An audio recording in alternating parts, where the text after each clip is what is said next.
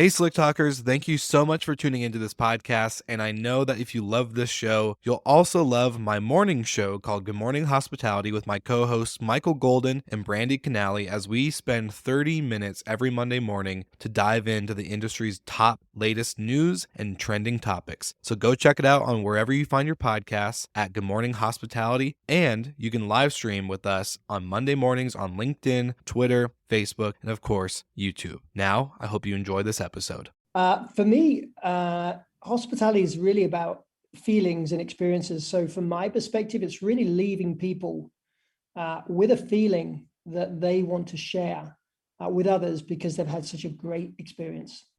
For me, it's similar to Mike, it's about exceeding expectations. So whether you're delivering food or lodging or activities, experiences, true hospitality is not just about meeting the expectation of the guest, but it's about exceeding them. Welcome to Slick Talk, the hospitality podcast where we discuss all things hospitality, hotels, and business. You can find us online at slicktalkthepodcast.com and on every podcast listening platform. All right, everybody, welcome back to Slick Talk, the hospitality podcast. I'm your host, Will Slickers, and today we're actually doing a rare episode where I have two guests at the same time. So I'm going to introduce Emmanuel and Mike, who are the co-founders of Jetstream. How are you two doing today? Doing great, thanks, Will. Good. It's good to see you guys. Thanks for having us. It's a great thing you're doing for the industry, Will. Thank you so much. I can say the same thing right back to you. So I'm excited to geek out a little bit. We had a fun pre-chat. All the audience knows I love to have pre-chat with my guests to make sure, this is a episode that we both are feeling comfortable and confident in, that this is a conversation that the industry can look forward to.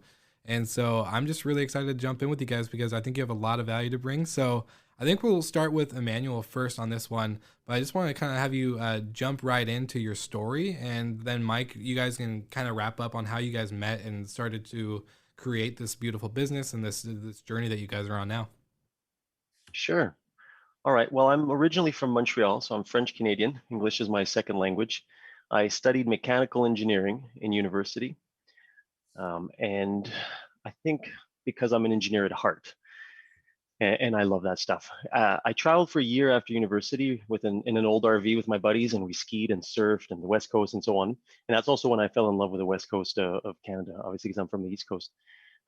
I landed after that in a consulting engineering career, totally by accident. It's certainly not what I was hoping to do, but I was out of cash and I needed work. And I guess I was pretty good at it because I was getting quick promotions, the money was good.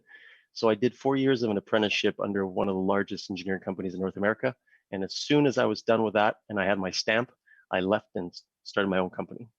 And my focus was on building engineering, HVAC systems, but really around sustainability, geothermal, solar thermal, and so on, energy efficiency studies for anything from monster homes, like 10 million plus, to schools and hospitals, basically the whole gamut. Within 3 years of building that company, I sold it to a larger mid-sized engineering firm that wanted to move into both the office, my headquarters, which were in Kelowna in British Columbia, as well as Nelson in British Columbia.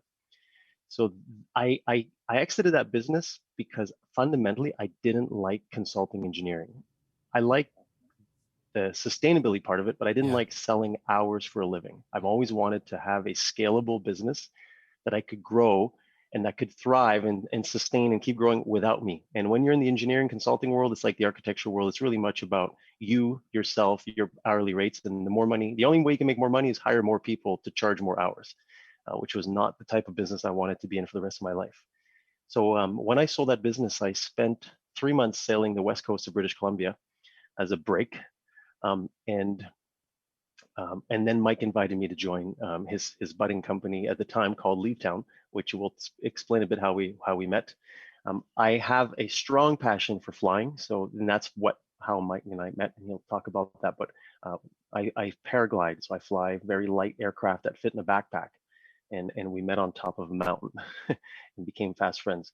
So, and now my role, I joined in 2015 at Jetstream, which at the time was called Leavetown, and I'm the COO. And that means a whole lot of things in a small company. I do B2B sales. It's not my primary focus, but I do a lot of business sales, which B2B is kind of my natural inclination because of my history with consulting, where you had long-term relationships with clients. I kind of manage the tech team. I'm not the CTO, but I've grown the tech team anyways. Though it is always to manage until somebody can lead it. And now we have great leadership in the tech team. So I do whatever needs to be done in the business, I guess. I pick up the loose ends and I turn them into something as best as I can. I'd say that's my journey, and that's what I do in the business now. That's so awesome. So I want to get Mike, because you meet this guy at the top of a mountain with a paraglide, and you're just like, yep, we're going to bring this guy into what we're doing. He's like, we're on the same level, literally, in altitude. I'm just curious to hear your thoughts from the beginning of the journey together. Yeah, well, thanks, Will. I mean, not dissimilar to Emmanuel. I'm an engineer. I've always loved finding out how things work or taking them apart and trying to make them work better. And I got involved engineering in the communications, telecommunications, in the mobile phone sector, and then in the internet sector. So I was basically, my first business in England was selling mobile phones over the internet. And I started that in 99. So that's a chunk of time ago, 22 years ago.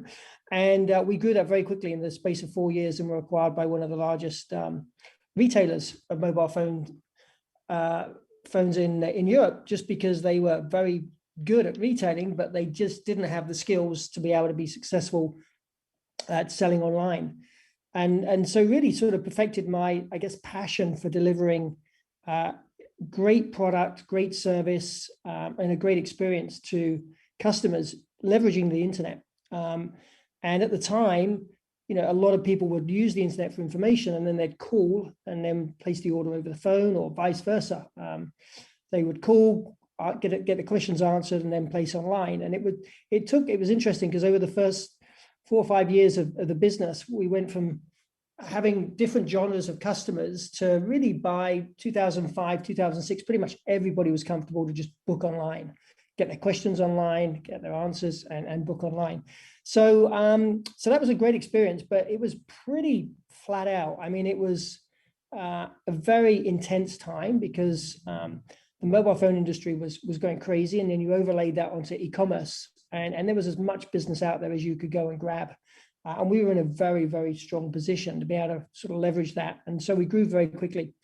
So after that, I wanted to relax and chill. And I'd always had a big passion for the outdoors and being in the mountains. So I decided Canada was where I wanted to go.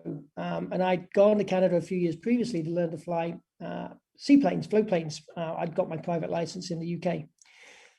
So I headed to Canada, and I really got passionate about sharing my love of the outdoors and these great destinations for outdoor activities with people. And so I ended up buying condos, apartments in condo resorts, which was all the rage then.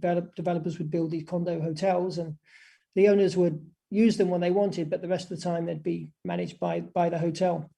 So very enthused about that. And I thought, well, I can just use those units when I'm there, and buy and sell them, and that was it. Pretty much hands off. Wasn't planning on getting involved in rental management. But obviously then 2008 hit, and all of the rental guarantees and everything else that had been promised by the developer ceased to exist, and I was left holding several units in a resort that was actually gone into receivership. And anyway, by hook or by crook, I decided there was where there's a will, there's a way. And no pun, there will. I was gonna say no pun intended, right? Where there's a will, there's a way. And so I came across VRBO. It's like, oh, I'll put these units on VRBO, and I can get some customers and make some revenue, and sort of service my units there. And so that was really, I think my first VRBO advert was October 2008. So literally within the aftermath of the financial crash. And then during the course of 2009, 2010, bookings kept flowing in. And then the unit came out of receivership because a property management company came in to run it and finish the development, etc. But then they started knocking on my door, said, well, you can't put your rentals in your own unit anymore. They've got to go in at the top, at the resort level. But we'll give you access to all the units, and we'll give you a wholesale discount price. So essentially I got I got access, instead of having access to 8 units, I got access to over 200. And all of those were very similar, because obviously there was just a 1-bedroom, a 2-bedroom, a 3-bedroom, and all of the volume of units was just sitting behind those different 3 types. So I could have 3 adverts on VRBO, and I could basically rent them as long as there was availability. I could rent them. So that's really what got me into the property management side, really just needing to take care of my units, and then by doing that, being given like wholesale distribution pricing for the entire inventory.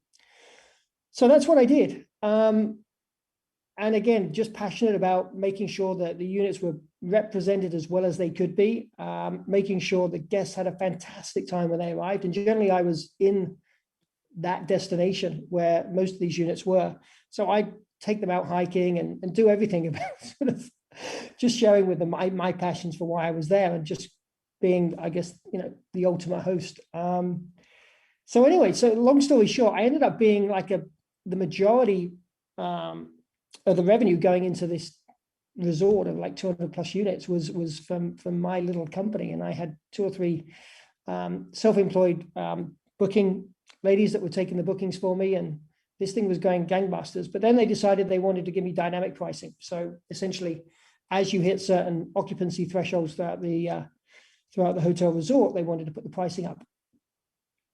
So therein lie the spanner in the works, because we couldn't feed in dynamic pricing onto the traditional vacation rental marketplaces, because they were fixed rate. You had your fixed rate grid, and that was it. You couldn't feed in multiple different types of pricing and thresholds, etc. So that was really the recognition that there was an opportunity here. These marketplaces were only going to continue to be growing, and at the time, HomeAway, VRBO, as we know them, were out there acquiring many other marketplace brands to build out their full HomeAway portfolio. So essentially, I decided it was time to build technology. There was nothing else out there in the marketplace that would allow that level of integration with dynamic pricing onto the marketplaces. So we started building our own technology. And I guess that was the pivotal point. Up until then, I'd just been trading myself with a couple of team members self-employed. But at that point, it's like, okay, we're going to incorporate, and we're going to start a business, because we've got a problem here that we know we can solve.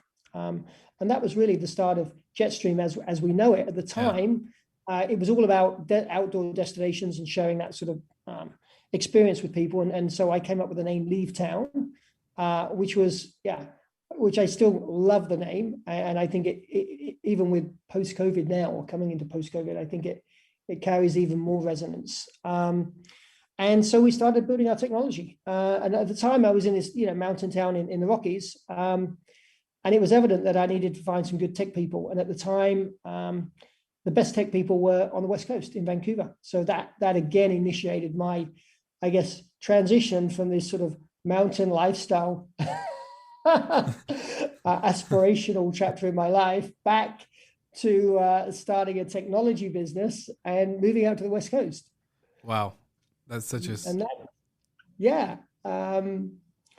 And during that time, I'd still followed my passion for flying. I got my helicopter license. I got my commercial helicopter license. My plan was originally, obviously, real estate, buying and selling, and flying part-time. But then, I don't know what happens, but that sort of just desire in me to build tech to solve big problems, that came to the surface again. And there I was back in Vancouver.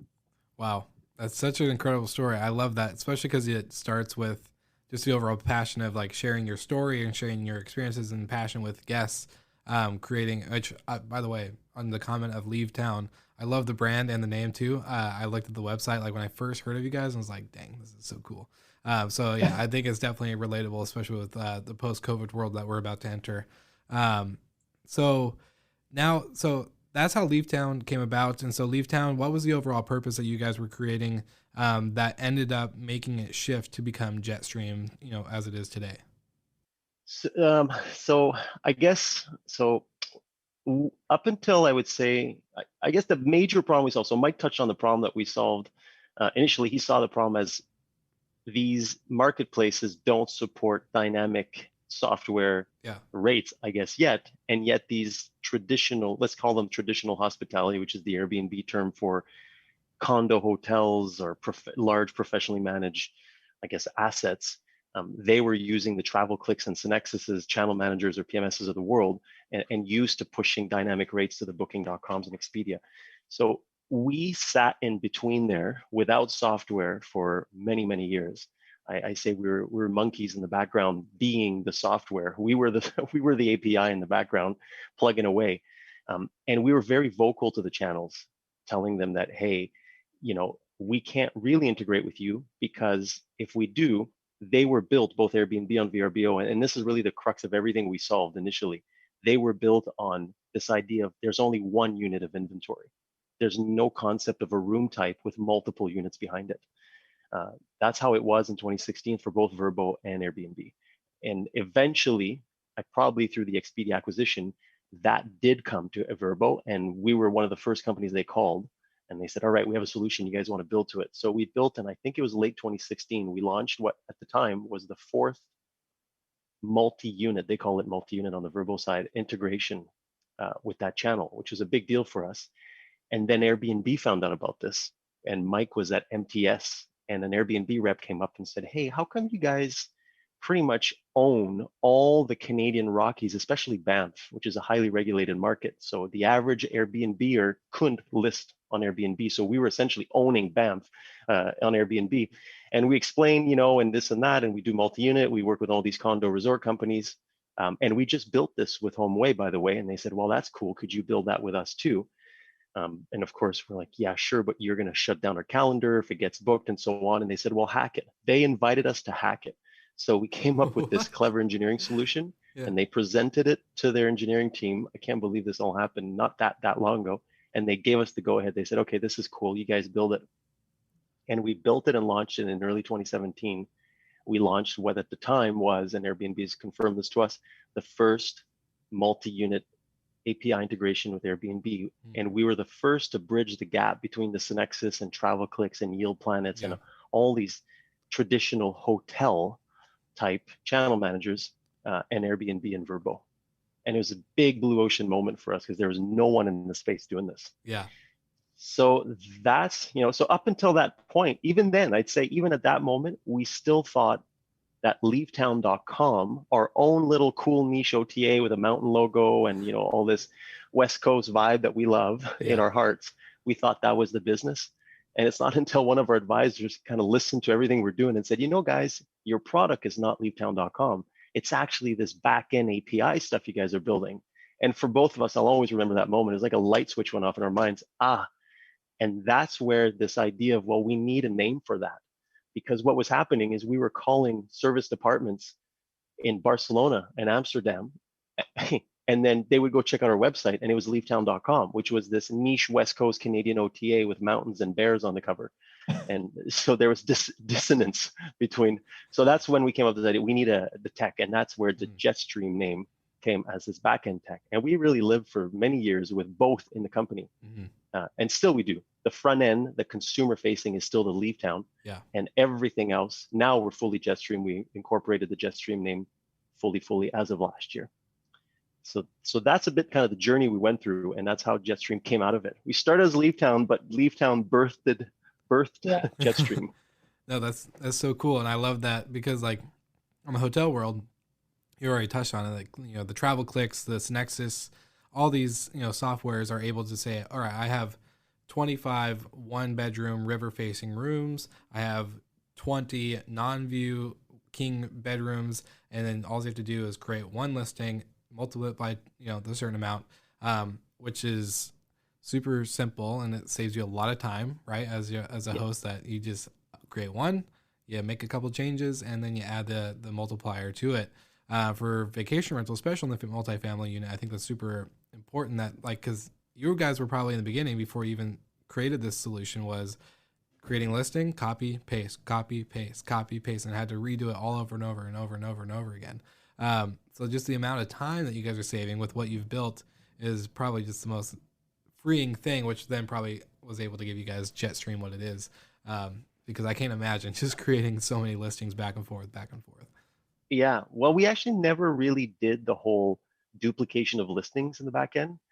We were lucky that we grew up in the verbal pre-transactional world where you paid your listing fee, and so we were paying for platinum listings.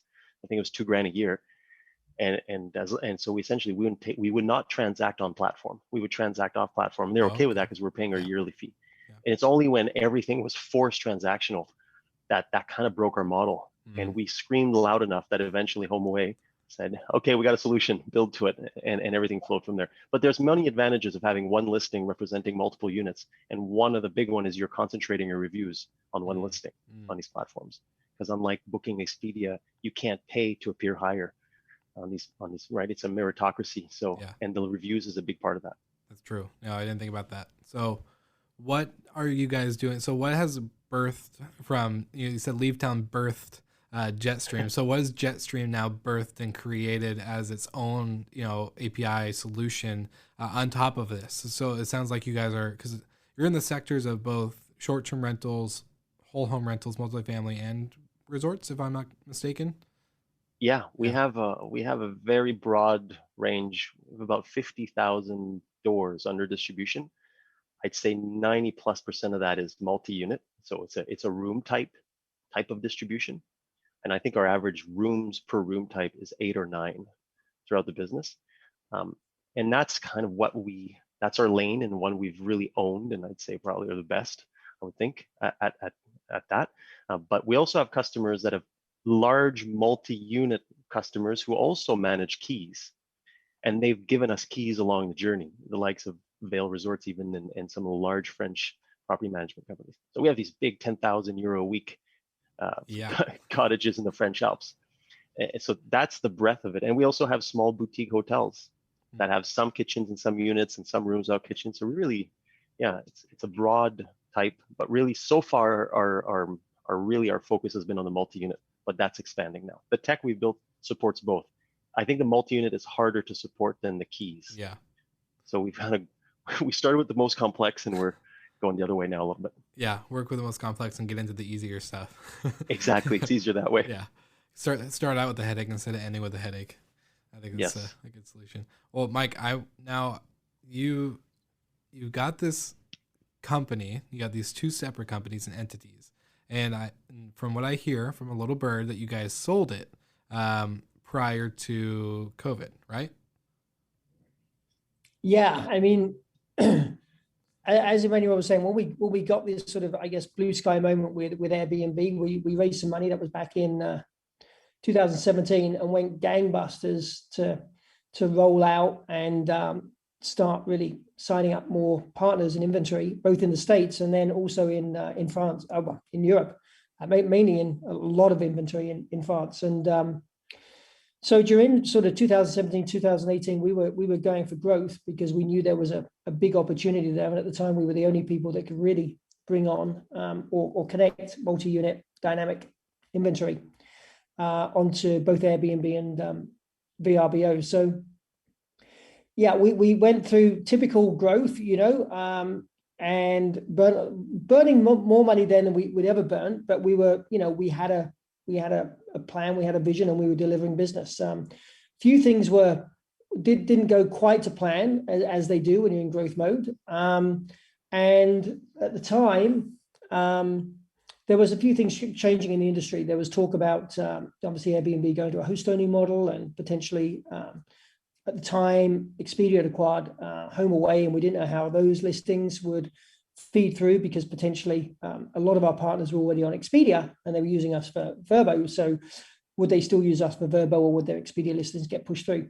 Anyway, so long story short, there was an opportunity for us to be acquired by Red Awning in 2018, and they just raised a big chunk of money. And we thought, well, that's cool. Red Awning's based in California. It will give us the next, I guess, our next booster rocket to take us further into the next sort of stratosphere stroke orbit. And so we done the deal. And within 3 to 6 months of the deal being done, all of that hard work we'd done in terms of going out and signing up business in the US and Europe, etc., all of that came online. And so without really any benefit from us selling the business, our business trebled in the space of like 3 to 6 months. which was super fun, but at the same time somewhat bittersweet, because the business had really been acquired based on where our business levels had been versus where they were going. And when you're acquired by another business, there's always different dynamics. You enter into a new relationship. There's different personalities and there's different, genres and values. We were very product centric. We were very tech centric. We were very partner success centric. So there was different dynamics at play, but at the same time, our team was focused and we were growing, and we tried to remain on our path and not get too distracted, because we knew that we had a product that was working. We had great momentum, and I guess all at the back of my mind, it was niggling that probably we shouldn't have necessarily sold the entire business, and what are the opportunities? Could we get a chunk of the business back and share that amongst key staff in terms of further options, etc., or could we even raise money to buy the business back? And so at the end of 2019, we were out there potentially talking to a few different investors and different finance institutions about potentially raising money to buy the business back. And of course, then we got into Q1 of last year, and COVID hit. At the time, we were in London at the Short Stay Show, and obviously everything hit the fan. We were the last, I think, Short Stay Show was the last actual show at the Excel Centre in London before everything hit the fan. And so within 3 or 4 days of that finishing, we had a conversation with the guys in San Fran and said, look, it's tough over here in Europe, things are changing. And they said, oh no, it's fine. The domestic market in the US will survive this. And then literally within 48 hours, Mr. Trump had put the international flight ban in place. And literally within the following 10 days, it was just a roller coaster, because suddenly all the shutters came down, all the flights got cancelled, everybody cancelled. And there was this huge outflow of cash, from our business and from our parent company's business. And not only was the cash going out, but obviously liabilities were going up, and nobody knew what was going on and how long this would last and how bad it would get. But it was looking like things were going to get much worse, before they got much better. And literally within a week of really, that, I guess, big sort of chaotic flight cancellation, everything else, Red Awning said, look, we've got challenges here, as you do, as you're noticing with insolvency, just cash going out, etc. And they asked us to obviously lay off the majority of our team, which, essentially we were laying off 30 people out of 35. So that's pretty much your entire team, which was really tough. But obviously everybody could see that coming. It's like, okay, we've got to hunker down and ride this storm out. But then the following day, literally within 20 hours, of laying everybody off, we were told by, again, our parent company that, this is not survivable. You've got to basically terminate everybody, and we've got to basically get rid of our liabilities. So that's what we did. And then over the course of the following week or two, essentially a small group of us, Emmanuel, myself, and 3 other team members, were tasked with winding up the business. So essentially shutting down the business, not really even putting it into hibernation mode, really shutting it down. And I had, the European business was under my personal name, and because that hadn't yet been changed over. So I was basically dealing with lawyers trying to wind up what at the time was actually a very good business, because the tech had been built and paid for. We had great partnerships, and all of our staff had been paid off. They'd been paid off with their right severance and their right level of holiday entitlement, etc. So essentially the business as a core asset was a good asset, and we knew that given time, and bearing in mind we didn't really have any monthly burn because everything had been paid for and the team had been terminated, we could hold the business and just hold it and bring it out the other side once things recovered. And so really in the midst of that whole, I guess it was the end of March, beginning of April, with everything sort of about, businesses being wound up and travel not coming back, I basically tendered an offer to say, look, we'll take the business back with all of its liabilities, and there were still significant liabilities with still refunds to go to guests and payments to our partners. So we managed to get the business back for a relatively insignificant amount by just taking on the liabilities and just basically it was like a hot butter through a nice lump of butter, and we just sort of severed this thing, and it just came away smoothly. And I made the offer on Easter Friday or Good Friday, and by the Monday after Easter Sunday, so like 3 days later, we had heads of terms, and within 2 weeks, we owned our business back. And 100%. And so it was just bizarre because there was all this noise going on globally, and then we just went in there and just and for them it was just one less pain point. They weren't having to worry about potential further liabilities and I guess different legal obligations. When you own a company, if you can't meet all those obligations, so we basically took all those obligations on. Because we knew the business, we knew our partners, and we knew that the market would come back.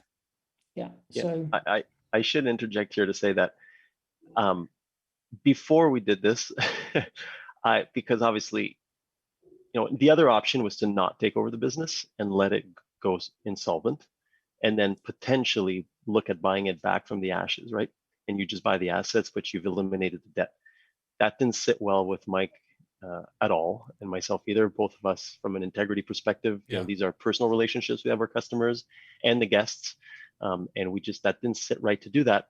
But before we signed on the dotted line, for me anyways, because I'm a bit more risk averse naturally, I called some of our larger creditors and I basically said, so here's the situation. If we don't take this business back, you'll get 10 cents on the dollar, and that's it. If we take the business back, we can send you 10 cents on the dollar day one, but then we'll need a payment plan over a few years to pay you back. And what I'm trying to understand is, if we sign on the dotted line, will you sue us day one to make sure you get as much of your money on day one, or will you work with us in partnership on this? Because I don't want to sign my name on a dotted line to be sued in the first week we take it back. That was what I needed to verify. And across the board, pretty much across the board, 99% of conversations were, hey, this is tough times for everybody. We're all in this together. We love our partnership, and you can count on us to be there with you, and we'd love to keep doing business together, which was a really, really heartwarming moment through everything we're all going through at the time. No, that's incredible. I remember, because I was at the short stay show with you guys, not with you technically. We didn't know each other then. Yeah, we didn't know each other then, but we were all there. And I remember a couple of Corinne from Breezeway, her and I were both like scattering, like, all right, this is the last flight to the US. It's $1,200. I think I'm going to get it. And like, we were all both both at that point, and things were a little intense.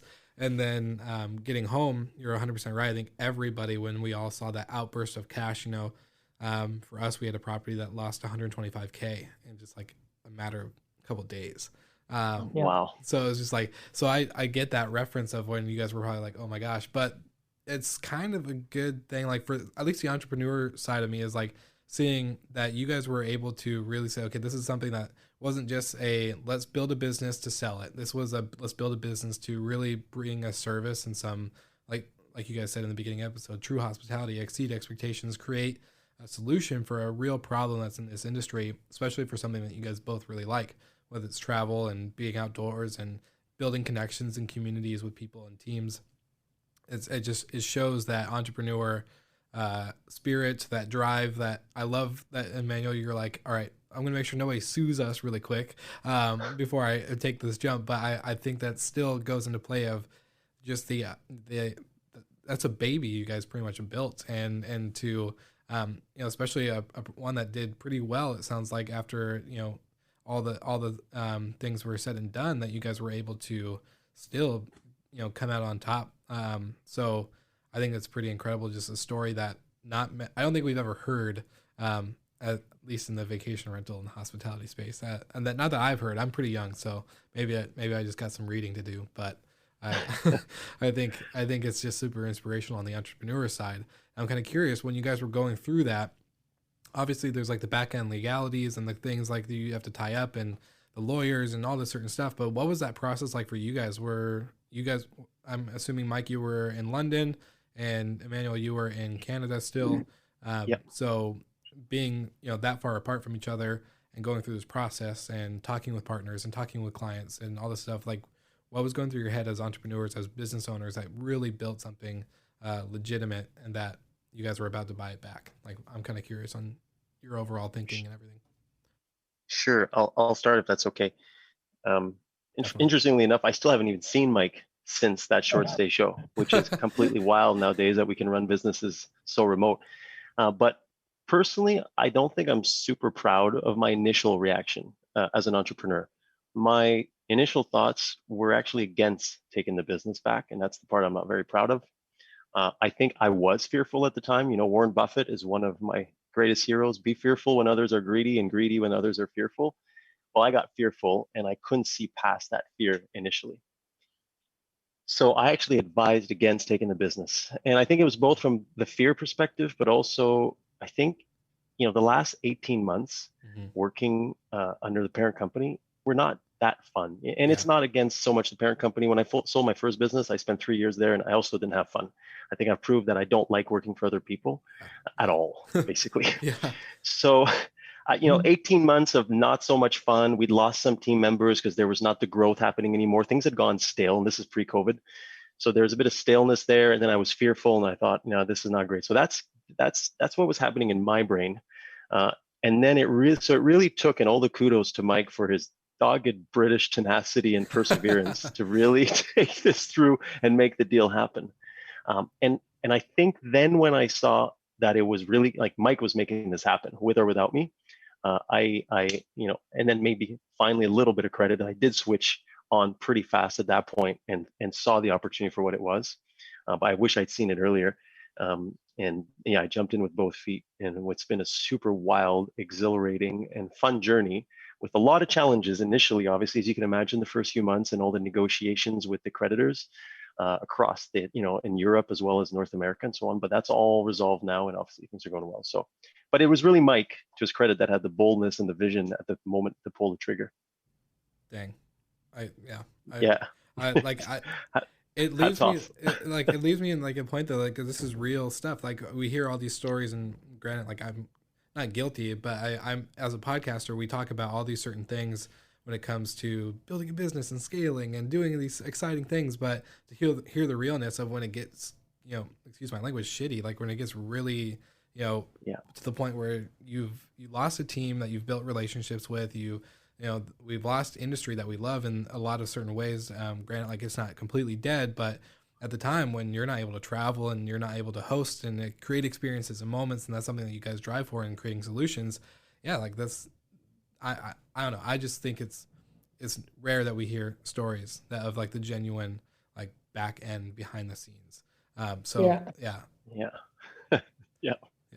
So, Mike, what? For me, it's a bit like deja vu, because if you think about 2008, I'd had all this money tied up in real estate. The market crashed. Yeah.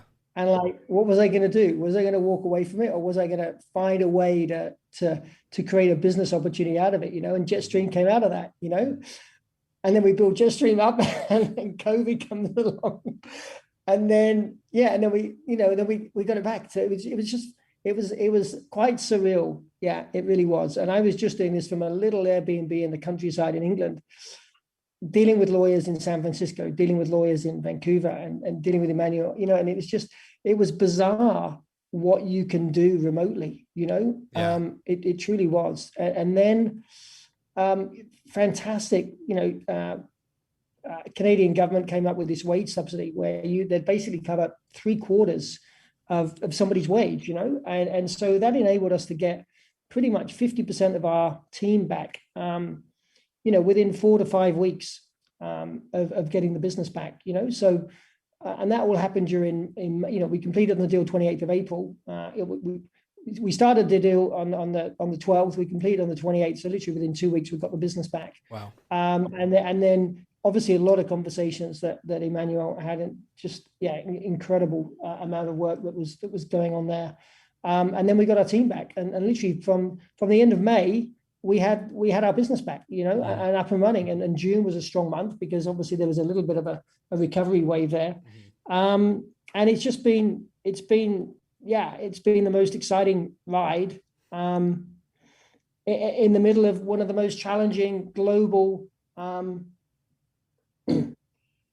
events, that we're all going to remember for the rest of our lives. And yet, the whole dichotomy of the thing is really interesting. And I'm just grateful for having the foresight, and I guess just this tenacity to recognize it and make it happen. Because shortly after that, obviously all the PPE checks started flowing in the US. So if we'd have left it another week or two, we probably wouldn't have had that window of opportunity. Because things were getting back and funded again. Yeah. So here we are. Yeah, and then we're now, even though we're not really truly out of COVID, we're back to pre-COVID levels. We've had a record month. Last month, February was up on last February, and we've got great momentum. And it's amazing to see the amount of momentum we've got just with domestic travel, whereas traditionally a big part of our business was international travel. No, that's really true. And I'm just curious, more kind of back on the entrepreneurial thing. What are you guys excited about now? Like what obviously you're hitting records now. So like this is a sign of good things happening, and especially in the industry. So with Jetstream, I can sense that, there was that moment of, okay, what do we do? And then from that moment of what do we do to, okay, we're going to get it back. We're going to build, we're going to pretty much rebuild the empire that, once had quote unquote fallen.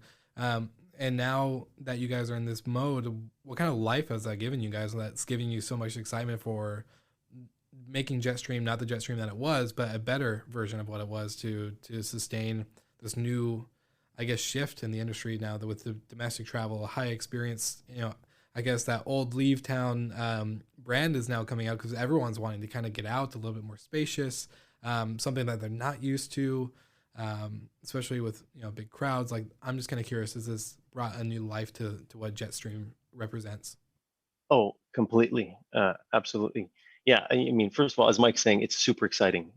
Every day I pinch myself. So even though demand for us, because we've been primarily in the condo world, which hasn't done as well as the big standalone vacation rental world through COVID, even though our bookings have been down for the most part, except February, we still have been profitable because we cut a lot of costs. We really only took back about half of our team, which is sad for those who did come back, but it's been healthy for the business, and it shows how much you can do with fewer staff. So it's been healthy for the business in that way. But beyond that, for us right now, moving forward, we've had ideas, right? Over the last few years, of course, Mike and I were always working together and always think, well, if it was still our business, what would we do? And where do we see the opportunity? So now it's our moment to deliver on that vision. And that vision for us moving forward is all about exclusive partnerships. What we've done over the last X number of years is built a bit of a playbook of core competencies, which is around, I guess, connectivity, distribution, APIs. We're just a big software API middleware connecting various channels, both supply, distribution, and other tools. So that's the technology competency, but we also create content, manage content, curate content for our partners, because most of them don't know how to write Airbnb friendly type content. Yeah. So that's another big part of our bucket of competency. And then the final one is guest comms. We're open 24/7. We handle all guest communications on behalf of our partners, even the likes of IHG and Vail Resorts, very large companies that have their own call centers. They're not geared and tooled to deal with the Airbnb and Vrbo type social quote unquote guest or marketplace. Mm-hmm. So those are a core competency, but what we found through our data is when we control the listing or the inventory exclusively, the performance of that listing relative to our non-exclusive inventory is 10x, which is a huge difference. Yeah. So just following the data basically, and now for us, it's all about finding exclusive inventory partnerships, which means we control the last unit of the calendar, we control the pricing for the unit. And really, we allow our partners to replace what historically have been or would be internal fixed costs in staffing and computers and vacation pay and 401ks and they outsource that to us entirely on distribution on all channels, including their own channel, their own website, which we can power for them. So which means less risk for them when there's reductions in demand, such as COVID. Now, that's a pretty severe reduction in demand, but even seasonality introduces fluctuations in yearly demand, plus all the headaches of having staff and manage them. So that's what we're delivering, I guess, for our partners moving forward. And that's the technology we're building. And that's what we're very excited. And I actually have a few examples for you of this, because awesome. We're not just dreaming of this, we actually are doing it, even though it's kind of early stages in these types of partnerships. So we have a partnership with a real estate developer. He's a Canadian guy, and he built a hotel in Mexico called Florence Sayulita in Sayulita, Mexico. He's a real estate developer. He's not a hotel guy. He doesn't want to have a hotel company. He just wants to build assets that'll return income. Yeah. So he's outsourced his entire distribution on all channels, all guest comms to us in a white label fashion. So we're actually representing his brand in the world. The consumer doesn't even know there's this Jetstream white label solution in the back end that's providing all of this. And the guests show up and they meet the on-site guy. So he's taken a big part of what would be fixed costs and just outsourced it. So that's one example. And that's like these real estate developers wanting this is a good example. Another example, which we're seeing very interesting traction. So we're obviously trying to follow where the traction is. And we have two examples of this, one on the East Coast and one here in Canmore, in our hometown as a company. So it's kind of bringing a lot of things full circle, is real estate brokers. They sit in the middle of the transaction, and oftentimes they create a good relationship with the buyer of the unit. And this is for leisure destinations. Mm-hmm. So the buyer is buying a second home. They want it obviously for themselves, but they want it as an income producing property. And what we're seeing is these realtors, both of them we're working with now, have approached us and they're saying, I've got these units under management, but I'm not a property manager. I guess I'm just a good realtor and people want to deal with me, asking me to. So what we're doing for them is powering a new company, I guess, or a property management company for themselves under their brand, which is good for them, but they don't have to do any of the heavy lifting of the technology, of the scheduling, the maintenance and cleaning, or guest comms. They're the front person, they're getting the inventory, they have the owner relationships, and we're powering a white label property management company for them. We're super excited about that model. Okay, I was gonna say, because like as a property manager myself, I'm like, man, what are you leaving them with to do? Are they just like they're just the inventory getter? Really, is there? Which is. And there's margin for them to do that. Yeah. And of course, we also have small property managers that are looking at our solution. We're exploring that world. It's a bit harder to inject, I think, our solution into existing 20 to 30-year-old companies. It's possible, and we're in deep discussions with one company, and they even have a CFO for hire that's looking at all this with us. It's just more complex than starting something from scratch, obviously. Yeah. But I think we will achieve it. We will be successful in that too, but it's just going to be a bit harder, longer sales, I think. No, that's very true. I was going to say, well, I'll give me a call when you guys do get that figured out, because I'll be on the first one on your waiting list there. So I think that's what's exciting me. Yeah. And Mike, what else is exciting you? Yeah, I'm actually really curious now. For me, I haven't shared this, but I've been completely nomadic for the last 2 years. So I gave up my place in, when we were acquired by Red Awning in States, obviously I was planning on spending more time down there and helping them with some aspects of their business. So literally at that time, knowing that I'd be in the US a little bit, I'd be in the UK, be in Europe with our team in Europe. So literally I've been nomadic for the last 2 years. So for me, the exciting thing really about where we are now is how much we are growing. And we've actually opened up an office now in the UK too. And just really supporting and seeing the team really expand and I guess embrace this new vision and opportunity. And we've been able to give everybody in the business a small sort of, I guess, vested interest in the business in terms of founder shares and really see them buy into the whole vision and collectively all move in the same direction in terms of what we're trying to achieve. And the momentum we're getting, and I think even as we come out of COVID, there's going to be an even increased level of, I guess, recognition for what we do. And that this whole hybrid of the full service solution on the tech and that hybrid solution really does enable companies to really look at their fixed costs and to move it to a variable cost model, and that we're then fully vested in a shared success-driven partnership with them. Yeah, I was going to say it really plays in that flexibility trend we've been seeing with obviously with COVID.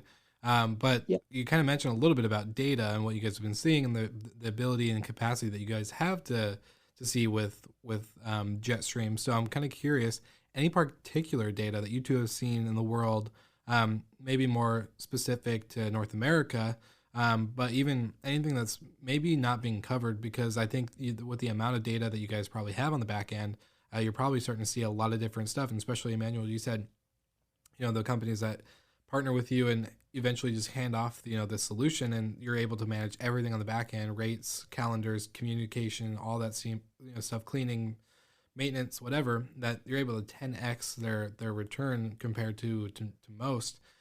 So I'm kind of curious, what are you guys seeing on the back end that is really going to help maybe even any type of management or type of hospitality business to in the recovery stage of what we've experienced this last year? Yeah, on the 10x, if I can just expand on that a little bit. Yeah, definitely. Again, most of our partners at this point are these larger resort management companies and operators and so on. I guess their level of obsession on the quality of their content is not, because it's such large scale, is maybe not as good as it needs to be in order to perform really well, especially on Vrbo and Airbnb that are still very guest-centric platforms, right? When you're saying content, are you talking like the copy, the pictures? Yes, the pictures, perfect, exactly. Yeah. So we'll start working with a new condo resort or condo hotel, and they send us just terrible photos. Yeah. And this is so simple. Nothing that I'm going to say here is going to, I think, blow anybody's mind here. And we reach out and say, hey, these photos are really, really bad. They were like taken in 1997. Can we have new photos, please? Or could we send a photographer ourselves? And the answer is usually no. They're on a fixed photography cycle, very close to. So just that is when we control the inventory, we're fanatic, because that's our job. That's all we do is distribution and 100%. Marketing on these platforms. And we get paid only when there's bookings. Yeah. So we make sure that those photos, we work with the best local photographers. And yes, we spend the money to make it happen. So that's one example. And then the other part is usually pricing. A lot of, again, these larger operators are still running heavy fixed cost models. And their pricing is oftentimes way out of whack, at least with Airbnb and Vrbo, because there's a lot more rent by owner on these channels that don't have the big business frameworks to support. So it's the combination of the content and the merchandising and then the pricing. And we feel that when we're in control of both, we set the pricing both through software tools and so on to be much more in line with the platforms, and we make sure we're obsessive about the content. So that's the 10x that we've seen, and that's how we achieve it. And of course, we haven't seen 10x everywhere, but we've seen 8 to 12x across a few properties where we have, sometimes we work with both a exclusive unit and in the same building, we work with non-exclusive units, and we can see the performance difference, which is a good test. And then I don't know if I have anything groundbreaking in data, but obviously, you heard we've had the best February ever that just passed. That seems to be across the industry. Good news. Mainly USA at this point for us. 70% of our massive, we blew 3 sales records that dated to 2018 and 2019 in the last 3 weeks. We blew by them. And that's 70% US and 30% France. Wow. So thank you to the US. Are booking windows increasing, or are they? Well, I was going to talk about that. Yeah, booking window is significant. Well, it's starting to increase again. But I'd say up until a month ago, our booking window, like our historic booking window was 30 to 60 days. It fluctuated in seasonality, obviously. And then the lowest we hit was in September when we reached 12 days. And I would say up until a month ago, we were not that far from that. We'd enter the month at a deficit, and then we would blow into profitability during the month, which is crazy. So we were just running like at a 2 to 3 week in front of us. And now we're getting a lot of bookings for the summer, April, May, in the summer. So that's very, very positive. Yeah. Big sign. I love that. And also Airbnb, Vrbo used to be a 2 to 1, and this is a few years back, but 2 to 1 over Airbnb. So for the same listing, we'd get twice the revenue on Vrbo than we did on Airbnb. Again, a lot of our inventory is higher end condo, 2-3 bedroom, nice stuff. And now Airbnb surpasses Vrbo, especially since COVID. We've had a stronger growth for us on Airbnb than Vrbo. Why do you think that is? Because like for me, the Vrbo was always the main channel for those nicer, higher end. And no offense to anybody listing on Airbnb, but like usually Airbnb, you get like that like apartment above a garage, or maybe that shared, whatever. Yeah. So I'm just kind of curious. I don't know, because they've cut their marketing spend and so on. My guess is the verb, or the noun. I rented an Airbnb. I rented an Airbnb. I mean, the number of times I've heard this, especially before, but in COVID, it's all people rent. Yep. They don't say, "Oh, I rented a hotel." Yeah. It's I rented an Airbnb, and I'm guessing more and more people are going Airbnb. Maybe people that have never used it before. I don't know. It's my guess. Yeah, that's interesting. Well, Mike, how about yourself? Do you see anything on your end where you're like, oh yeah, this is good. This is good.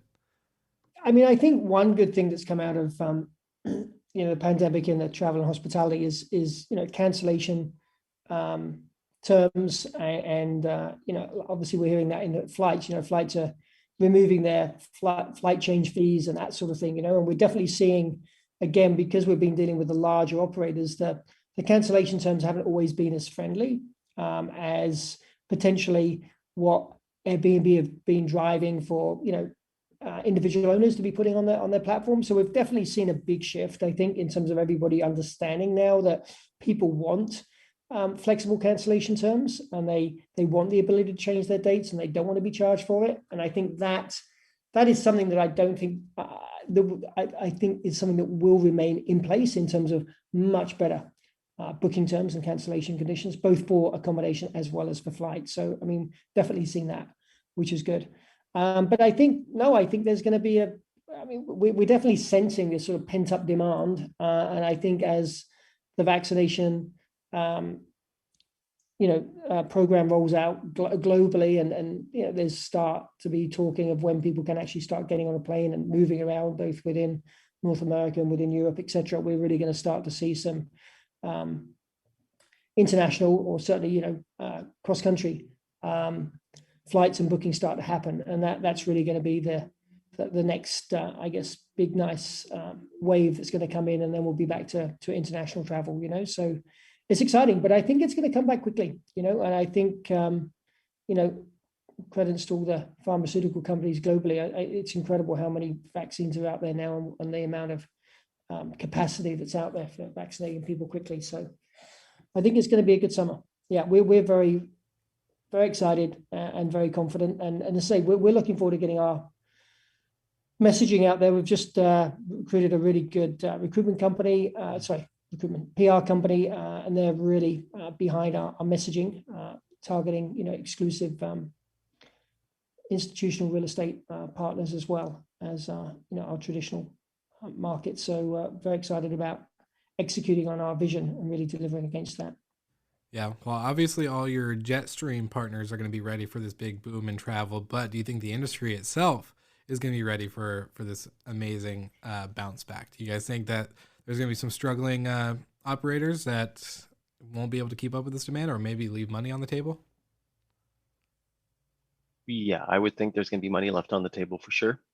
But I think, the rising tide will lift all boats. Yep. And I think everybody's going to make a good, I just had one of our ex-advisors reach out to me and saying, hey, I'd love to rent that whole hotel in Sailita next February. Wow. Because, I want to take my whole family, and this is 15 rooms. And I reached out to the owner and said, hey, I got this, potential deal. Can we give him a deal? And the client's like, hey, I've been losing money for X number of months now. This will be my moment to make money. So unfortunately, I can't really give a deal. I'm finally going to be making money. And I think we're all finally going to make money after crawling through glass for the last, while. Yeah. That's awesome. Well, sweet. Well, you kind of mentioned a little bit about marketing, but anything that you guys are really just wanting the world to know, if you could have any listener of Slick Talk get one message from you during this episode, what would it be?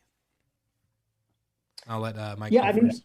Yeah, sure. I mean, I think from our perspective, we're really keen to talk to both resort operators as well as institutional property owners that may not have been in the hospitality sector previously, but maybe looking to realize that there are a growing number of different types of traveler now, and we're seeing this a lot with the remote worker, people that want to go stay for a month or two, etc. So there's this new sort of flex, I guess, genre of accommodation now that's needed to meet the demands of people that are just going away for, whether it's a weekend, a week, 2 months, or even 6 months. So I think we're definitely seeing that there's more traditional institutional property owners that want to start getting into this marketplace, and we're the perfect solution for that, because we can bring all of our expertise, our knowledge, the technology, and our teams that are operational 24/7, multilingual, and they can,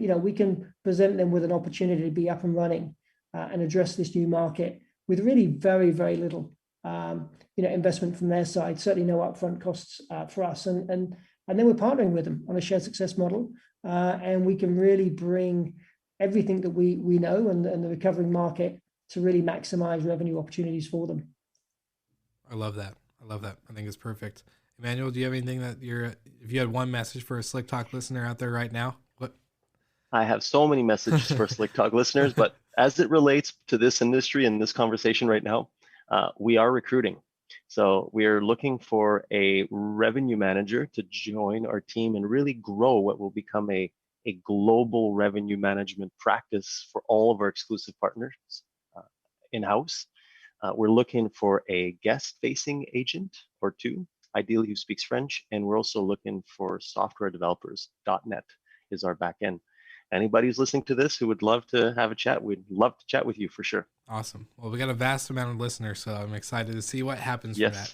for that. Yeah. Well, thank you guys so much for being on the show. Like, this is really, it's inspirational for me to hear your guys' stories, and the struggles, and then the overcoming of everything. And I think it's a message of hope. It's a message of encouragement. It's a message of never giving up. And I think it's something that, if not just myself, at least a couple other listeners I know will for sure relate to. So I think it's just really, really important on what you guys are doing, what you're building, and the example that you guys have, the new standard you have set for the industry. So I appreciate everything you guys have done and of course are doing and being on the show. It means a lot. Thank you so much, Will. Thanks for the opportunity.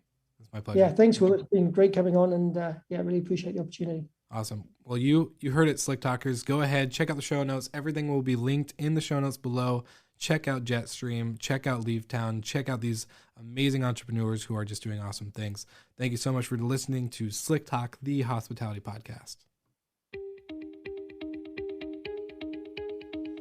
Thank you so much for listening. We love your support and want to provide the best we can to all our listeners. So please find us online, social media, and on Spotify, Apple Podcast, and Google Podcast.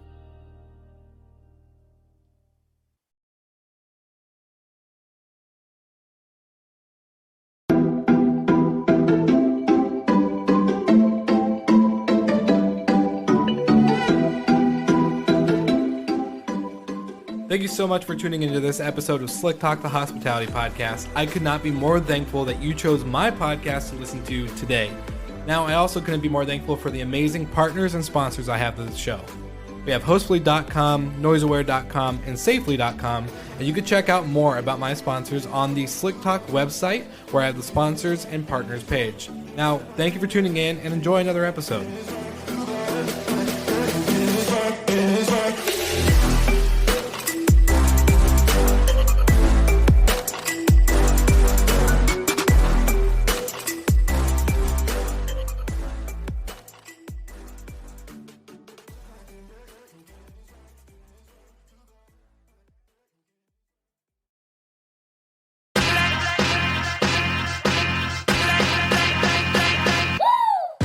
What's up, everybody? If you've gotten this far into the episode of Slick Talk, the hospitality podcast, then you are amazing, and thank you so much for tuning in. We want to send you two places really quickly. If you can, check out the show notes and click the hospitality.fm link. Check out all of our other shows on the podcast network. And don't forget, if you have someone that you want to hear on the podcast, then fill out the guest fill out form so that way we can get them on the show.